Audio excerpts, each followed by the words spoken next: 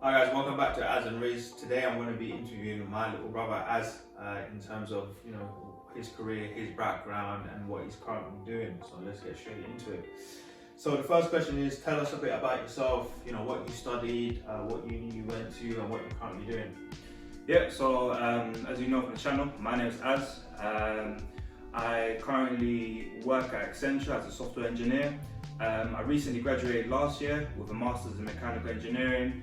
And yeah, I've been working for the last 6 months at Accenture and mainly working at NHS right now and helping their platform. Okay, cool. So you mentioned that you just started working at Accenture and it's been 6 months, right? So there's going to be a lot of new graduates watching this video. So let's give the guys an overview of how you got the job from online application to your offer. Yeah, so it's a standard application process. I went online, I saw the role, so I was happy with it, met the criteria, and yeah, I just filled in the details, gave them a few details about my degree, my name, my address, my CV history, stuff like that. And then a few days later, a psychometric test came in my email, and these psychometric tests are the standard ones that I'm sure a lot of you guys have already done. Analyzing bar charts, looking at bar graphs, looking at percentage increases, stuff like that, just to gauge at your ability. And then once Accenture were happy with that, they offered me an assessment center. So in the assessment center, it was a standard one as well, a couple psychometric tests here and there. I did a technical showcase plus some interview questions with an interviewer. They looked at my technical ability and stuff like that. And once that was completed, I then heard back from them a few days later talking about that I got through to the final interview. So this final interview just comprised of what knowledge I had of programming, software methodologies, and like agile or waterfall. They just wanted to see what ability I was right now and where they can put me at. So once that was completed, it was a casual convo. When I spoke to the manager, it was like a little one-to-one convo, nothing so strict or anything like that.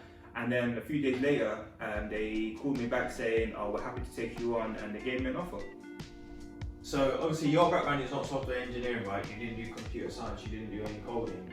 So how did you get into doing software engineering at Accenture? Yeah, so obviously I come from a mechanical engineering background.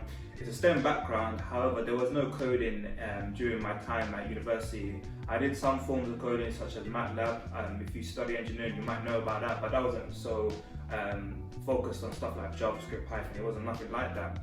So one thing I realized when I applied for Accenture is that they want people that are eager to learn. It doesn't matter if you are the polished product. They want someone that is eager to learn, wants to know that they can learn throughout the developer courses that they have.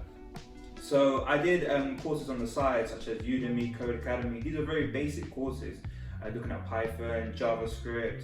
And throughout this way of gaining knowledge and showing it to my interviewer, she was very happy to know that I did these things on the side, and this really shows my passion and eagerness to learn more. And I think that was one of the key aspects that allowed me, coming from a mechanical engineering background, to enter the field of coding. Okay, that's good to hear. I think we'll do a separate video giving the guys a more in detail, process or overview, I should say, of how you got the job from start to finish. The last question that I had was, obviously you're a fresh graduate, right? So you just stepped into corporate world and it's been 6 months. What would be like your 3 main tips that you would give to people who just graduated, who are trying to get a graduate scheme, who are looking for their first role in the corporate world? Yeah, so the number 1 tip I'll give you guys is that you need to apply, like really apply. You can't be doing 5 to 10 applications, and you can't be doing it just like clicking a button and not filling out those cover letter questions thoroughly.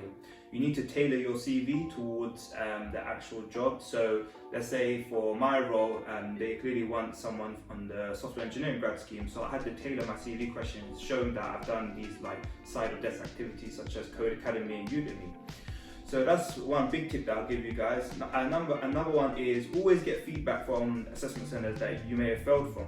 Me personally, I failed around, I think it was 5 to 6 assessment centers before I actually got an offer. And every time I failed those, I was always asking for feedback. feedback is very important because it allows you to know what you did wrong and what you can improve on, because there's no point going into the next assessment center doing the same thing over and over again and you're going to be failing. And my last tip I would say is don't let it get to you. If you let it get to you, you're going to feel at one point, what's the point? Why am I keep on doing this? Is there actually any point of it? I personally felt that, especially when I did one company. I thought I did really well in the assessment center. I thought I performed really well. I asked all the questions, everything like that. I showed my eagerness. But then obviously they were like, no, sorry, we have other people that are more suited for you. And obviously then I followed up with my feedback question.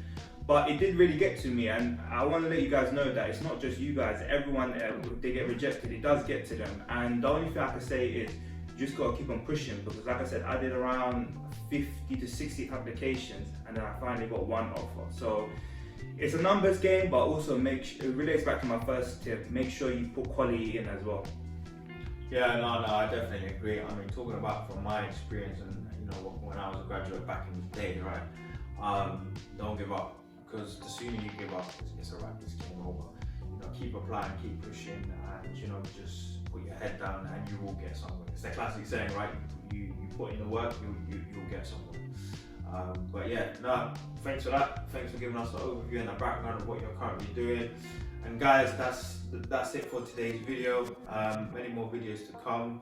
So yeah, make sure you tune in, like and subscribe, and again, leave a comment down below what you want to see.